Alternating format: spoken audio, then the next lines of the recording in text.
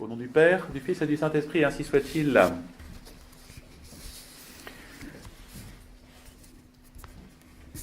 Vous avez dû entendre les dimanches passés, notre Seigneur évoquer les questions des semences, la semence qui allait périr, la semence qui se trouvait étouffée par l'ivraie, la semence qui se retrouvait sur la route et qui ne pouvait plus germer.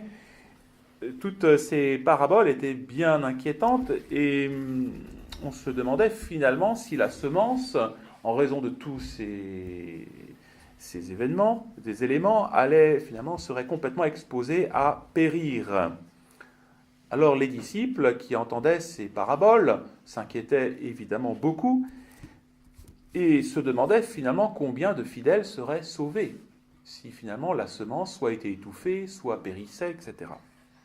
Alors notre Seigneur va justement développer une nouvelle parabole et il va nous parler aujourd'hui de cette semence, ce grain de sénévé. Voilà. Il leur dit cette parabole justement pour leur montrer que malgré le petit nombre d'élus d'une certaine façon, eh bien qu'il y aura un développement absolument merveilleux qui se ferait dans le royaume de Dieu. Et notre Seigneur, justement, pour essayer de leur faire comprendre ce développement merveilleux du royaume de Dieu, malgré les persécutions, malgré le monde, malgré le démon, eh bien, se pose à lui-même une question. Et il dit, à quoi vais-je comparer le royaume des cieux ? Alors, c'est étonnant. Celui qui est le Verbe, qui est la sagesse infinie, et celui qui vivifie nos esprits, et celui-là, je dirais, est en travail pour trouver une comparaison, pour essayer de nous faire comprendre quelque chose de très important, montrer l'importance de cette parabole. Et donc, notre Seigneur va chercher au ciel et sur la terre pour trouver quelque chose qui soit comparable au royaume de Dieu. Et, chose étonnante, il va comparer la puissance et l'infinité de ce royaume à un grain de sénévé.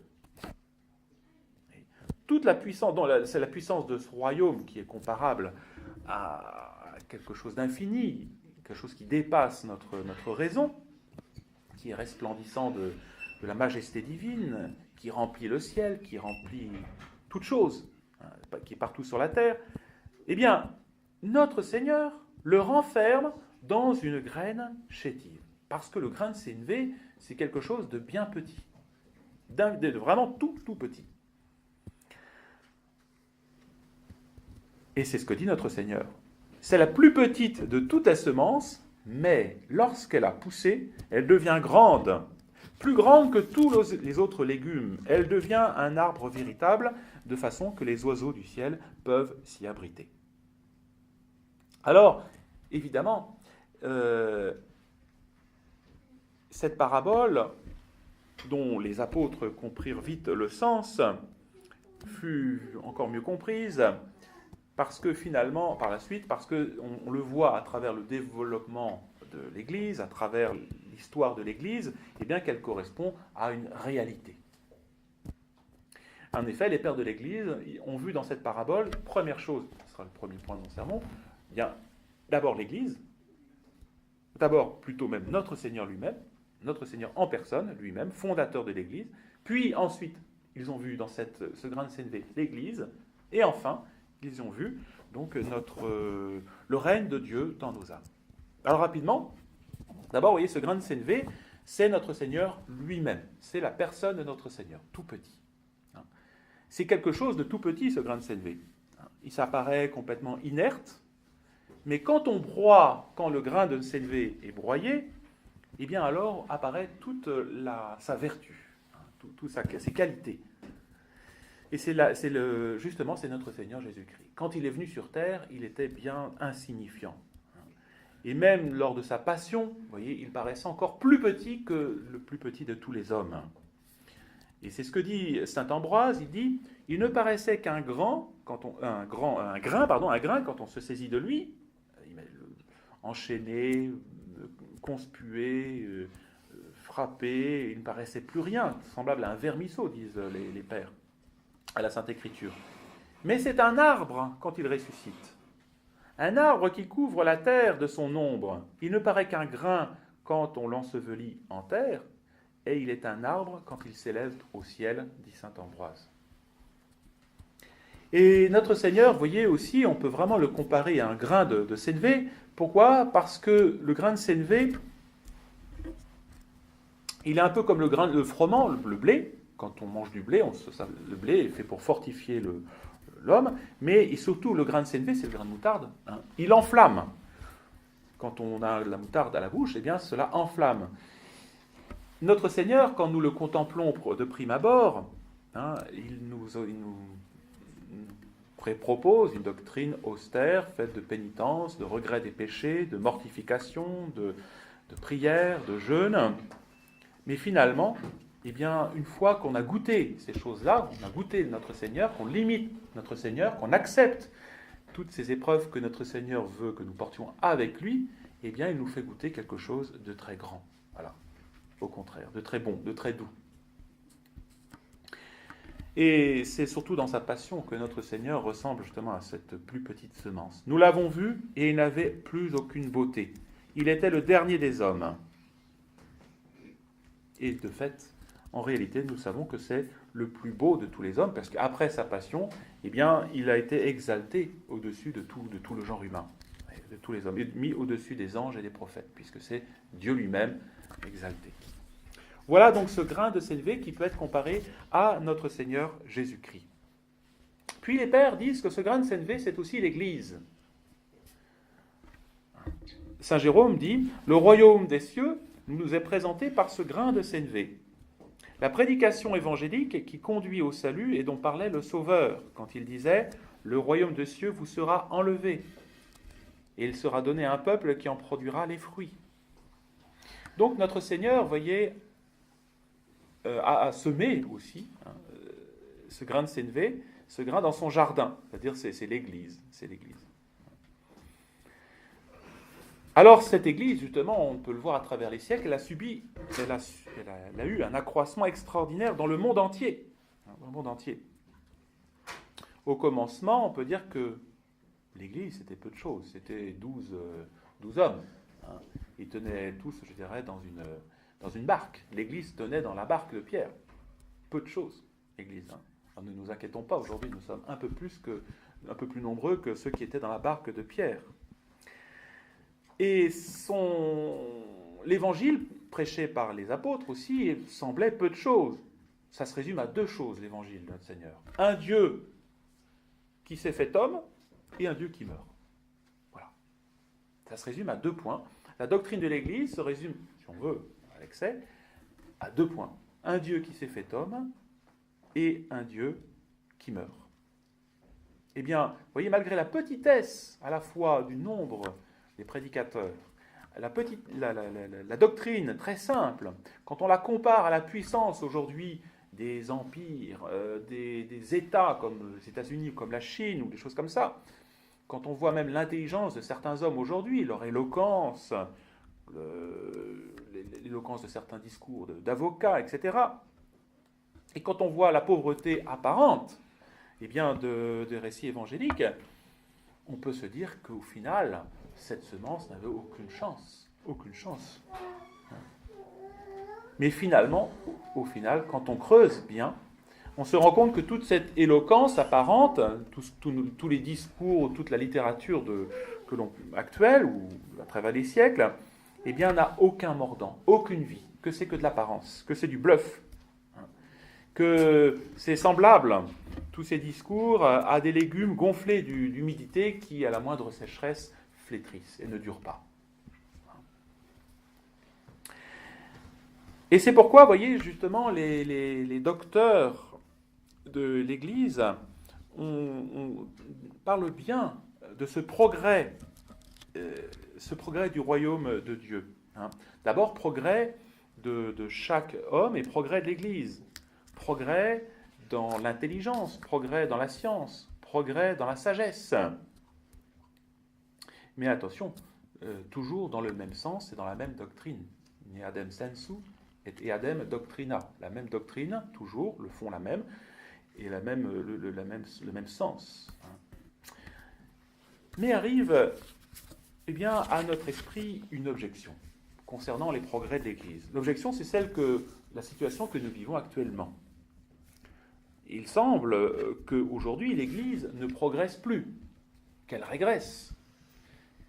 Il semble même que la tradition, qui est l'Église vivante en réalité, se réduit à rien numériquement, à rien, à moins qu'un grain de CNV devant la masse de tous les hommes. Hein. Quand on voit justement ce qui se passe, cette apostasie latente qui se développe depuis la fin du Moyen-Âge, d'abord Luther, Calvin, qui vont répandre leur libre examen, protestants, ensuite la fondation de la franc-maçonnerie en 1717, et cette franc-maçonnerie qui aujourd'hui couvre la terre, la révolution de 1789, qu'est-ce que c'est que la révolution? C'est l'inverse, c'est l'opposé de la révélation. Quand on voit aussi, après au 19e et 20e siècle, la laïcisation des États, quand on voit aujourd'hui aussi l'accès aux charges publiques de tous ceux qui finalement acceptent de porter le signe de la bête. Qu'est-ce que c'est que le signe de la bête? Bien sûr, c'est un numéro, disent certains, c'est 666. En réalité, c'est le chiffre de l'homme. Le chiffre de la bête, ce sont les droits de l'homme. Tous ceux qui acceptent les droits de l'homme contre les droits du Christ. C'est ça en réalité. Quand on voit aussi que l'Église, qui est dépouillée de tout pouvoir temporel, et regardons notre situation matérielle, qui se réduit à peu de choses. Quand on voit aussi l'état des sociétés, dans le monde entier, l'avortement quasiment est légalisé. L'homosexualité aussi, dans nos États, en France, dans bien d'autres États, elle est désormais institutionnalisée. C'est le laxisme moral général, c'est l'apostasie générale. Cet état correspond à ce signe que notre Seigneur avait donné dans Saint Matthieu. Il dit « L'Évangile sera prêché jusqu'au monde entier, et la fin, à ce moment-là, et viendra alors la fin. » Alors, vous me direz, mais alors, oui, donc pourquoi parler du progrès de l'Église? Eh bien, ce progrès n'est plus numérique, vous voyez. Et numérique d'abord, il faut noter ça. Ce qui manifeste justement ce progrès de l'Église aujourd'hui, dans cette fin des temps, eh bien, ce n'est pas le nombre, mais la ferveur des chrétiens qui continuent à résister, qui continuent à garder le dépôt de la foi. Et c'est ce que dit notre Seigneur en parlant des chrétiens de la fin des temps. « Vous serez en haine à tous à cause de mon nom, mais celui qui persévérera jusqu'à la fin sera sauvé. » On pourrait dire, le grand signe aujourd'hui de salut pour les hommes, c'est la persévérance dans la foi catholique, persévérance dans la tradition. Et spécialement aujourd'hui, ceux qui veulent résister au modernisme. Parce que le modernisme, c'est l'anti-tradition, c'est l'anti-foi.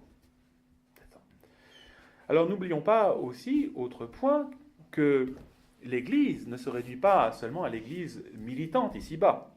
C'est l'Église triomphante et l'Église souffrante, les âmes du purgatoire.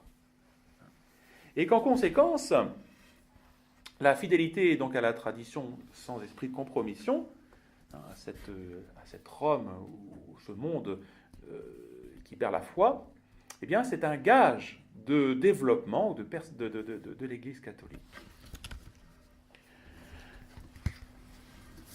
Et puis enfin, dernier point, après avoir manifesté que ce royaume des cieux, donc c'est à la fois notre Seigneur, deuxième point, c'est l'Église. Dernière chose, ce grain de CNV, eh bien, ce sont nos âmes, c'est notre vie chrétienne. Nous sommes semblables à nous, notre vie chrétienne, l'épanouissement de notre vie chrétienne doit être semblable à ce grain de CNV. C'est ce que dit, voyez, notre Seigneur, il nous dit, si vous aviez la foi comme un grain de sénévé. Et celui qui a la foi, eh bien, qu'est-ce qu'il a? Il a le royaume de Dieu en lui. Et c'est la raison pour laquelle le démon s'occupe tout particulièrement de nous aujourd'hui. Parce que nous gardons la foi. Ne soyons pas étonnés.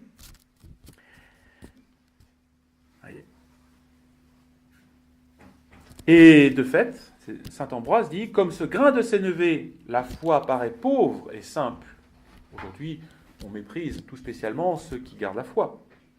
Si elle est broyée par l'adversité, mais nous le sommes, elle répand, elle fait sentir sa vertu. Alors, on voit quelle saveur et quel feu il y a en elle. Cette résistance, si on veut, à l'erreur, à l'apostasie, eh bien, c'est la saveur de la foi qui s'exprime. C'est la bonne odeur de la foi. Il y a peu de temps, j'ai vu des photos d'un martyr en Irak, ou martyr en Syrie, qui était pendu, un martyr chrétien, pendu. Il avait un grand sourire. Très étonnant. Juste avant sa pendaison, grand sourire. Et voilà encore saint Ambroise qui dit ceci, « Nos martyrs avaient en eux cette saveur de la foi. Elle était latente, elle ne se voyait pas. Vint la persécution, et pour nous, elle commence à se sentir. Broyés par les tourments, ils répandirent dans le monde entier les vertus qui étaient en eux, de façon que l'on put dire, le son de leur voix s'est répandu dans le monde entier. » Notre foi, mes bien chers frères, cette résistance que nous opposons à l'apostasie, eh bien, croyez que cela répand, comme dit saint Ambroise, et reprend la Sainte Écriture, cela se répand dans le monde entier. Et ce n'est pas vain, ce n'est pas vain.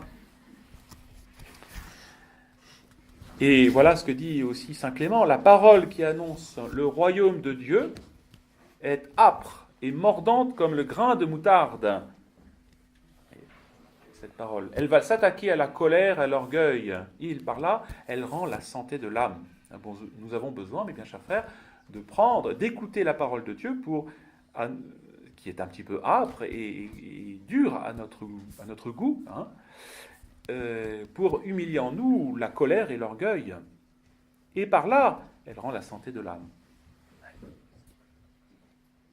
Regardons aussi, mes chers frères, chez saint Paul. On peut dire que saint Paul a été aussi l'image du grain de sénévé. Il attaquait les hommes de foi. C'était un persécuteur, dit la Sainte Écriture. On peut lire les Actes des Apôtres. Et cette foi, il va recevoir les germes de cette foi par la parole d'Ananie, un prêtre, qui va lui enseigner la foi. Et ensuite, vous voyez, regardons ensuite tout ce que ce que va faire saint Paul. Il va attaquer ensuite tout ce qui, auparavant, étaient ses ennemis, ou ses amis plutôt.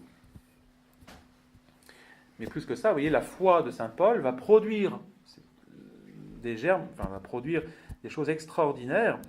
On voit tout ce que saint Paul a suscité après lui. Saint Denis l'Aréopagite, tous les commentateurs de saint Paul, et saint Thomas d'Aquin aussi, quand on voit justement cette doctrine qu'il va répandre dans ses épîtres, eh bien, c'est la foi, les germes de la foi qui se sont développés d'une façon extraordinaire. Et ça doit être semblable à nous, vous voyez. Notre foi les germes de la foi que nous avons reçus au baptême doivent se développer, mes chers frères. Et c'est pour ça que nous devons, à défaut d'écrire ou à défaut d'être des saint Paul, eh bien, nous devons étudier la doctrine pour développer cette foi qui est en nous. Ce germe de la foi que l'Église a déposé dans notre cœur le jour de notre baptême. Nous ne pouvons pas laisser, mes bien chers frères, un germe qui ne germe pas meurt. Si notre foi n'est pas nourrie au quotidien par de saintes et de saines lectures, notre foi va s'éteindre, va mourir, va s'étioler. Attention. Et il en est de même de toutes les vertus surnaturelles déposées en nous le jour de notre baptême. Au début, bien sûr, un enfant qui a la vie surnaturelle, qui va poser les premiers actes de vertu, ce sont de petites choses. Et nous-mêmes, mes bien chers frères, quand nous recommençons à combattre nos défauts, eh bien, au départ, nous avons du mal. Mais cette première grâce, ces germes, vous voyez, qui procèdent de la vie surnaturelle, ces germes, eh bien, si nous les acceptons, cette première grâce, si nous les acceptons, il y aura des grâces subséquentes, ensuite d'autres grâces. Et si nous avons été fidèles à la première grâce, par exemple, ça peut être une bonne pensée, une bonne lecture, une bonne prédication que nous avons entendue, un bon exemple que nous avons vu, eh bien nous disons je vais faire de même, je vais essayer de m'y appliquer. Si nous y restons fidèles, eh bien ce germe de la grâce va grandir, grandir, grandir. Pourquoi aujourd'hui, mes bien chers frères, voit-on tant d'âmes s'éloigner de la foi? Eh bien parce que justement, ils n'ont pas voulu grandir, ils n'ont pas voulu faire grandir ce petit germe de la foi qui était dans leur cœur. Et puis enfin, pour conclure, je terminerai par la Sainte Eucharistie. C'est la conclusion. Cette Sainte Communion que vous allez recevoir, bien sûr, c'est notre Seigneur tout entier que vous allez recevoir, corps, âme, sang et divinité. Et c'est cette semence, dit la liturgie, que vous pouvez lire, la liturgie des défunts, qui est très belle, qui est le gage de notre vie éternelle. Cette communion que vous allez recevoir, c'est le gage de votre vie éternelle. C'est le germe qui doit s'épanouir en vie éternelle en vous.